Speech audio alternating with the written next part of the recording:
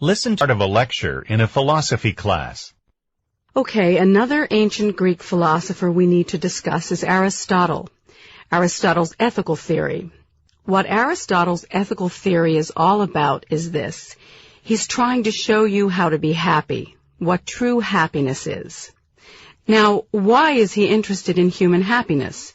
It's not just because it's something that all people want or aim for. It's more than that. But to get there, we need to first make a very important distinction. Let me introduce a couple of technical terms: extrinsic value and intrinsic value. To understand Aristotle's interest in happiness, you need to understand this distinction. Some things we aim for and value not for themselves, but for what they bring about, in addition to themselves. If I value something as a means to something else, then it has what we will call extrinsic value. Other things we desire and hold to be valuable for themselves alone. If we value something not as a means to something else, but for its own sake, let us say that it has intrinsic value. Exercise. There may be some people who value exercise for itself, but I don't. I value exercise because if I exercise, I tend to stay healthier than I would if I didn't. So I desire to engage in exercise, and I value exercise extrinsically, not for its own sake, but as a means to something beyond it. It brings me good health.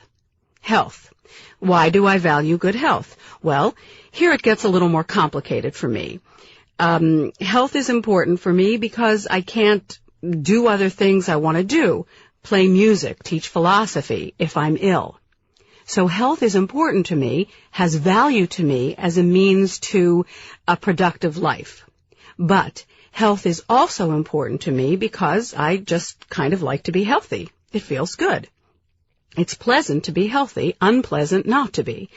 So to some degree, I value health both for itself and as a means to something else, productivity. It's got extrinsic and intrinsic value for me. Then there's some things that are just valued for themselves. I'm a musician, not a professional musician. I just play a musical instrument for fun. Why do I value playing music? Well, like most amateur musicians, I only play because, well, I just enjoy it. It's something that's an end in itself.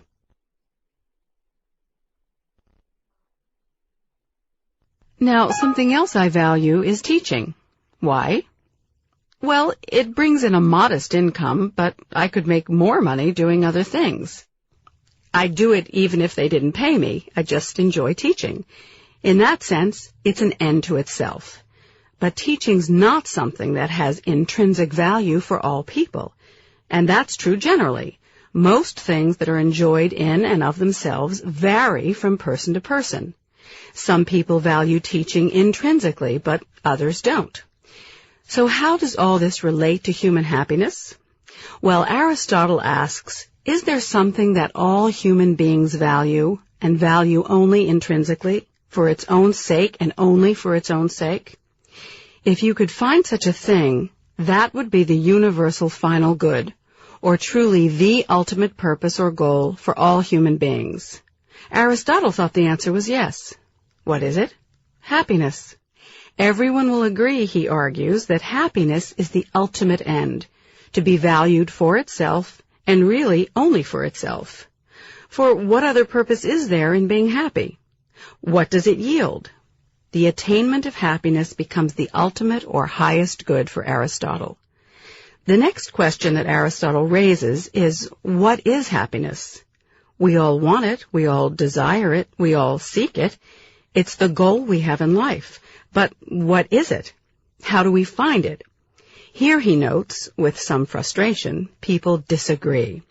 But he does give us a couple of criteria or features to keep in mind as we look for what true human happiness is. True human happiness should be, as he puts it, complete. Complete in that it's all we require. Well, true human happiness, if you had that, what else do you need? Nothing.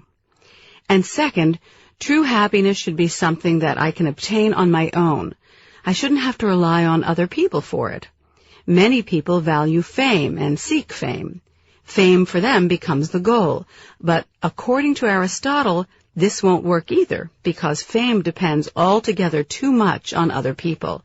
I can't get it on my own without help from other people. In the end, Aristotle says that true happiness is the exercise of reason, a life of intellectual contemplation, of thinking.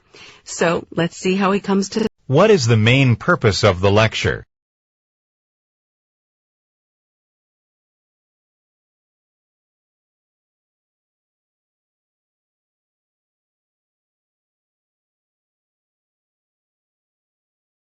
The professor gives examples of things that have value for her.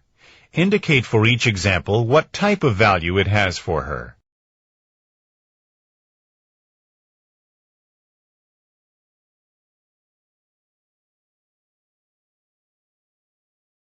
Why is happiness central to Aristotle's theory?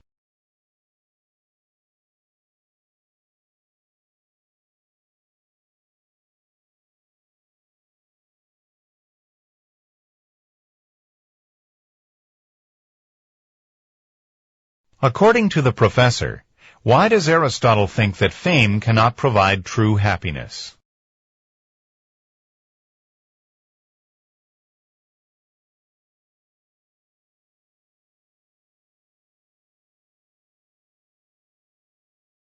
Listen again to part of the lecture.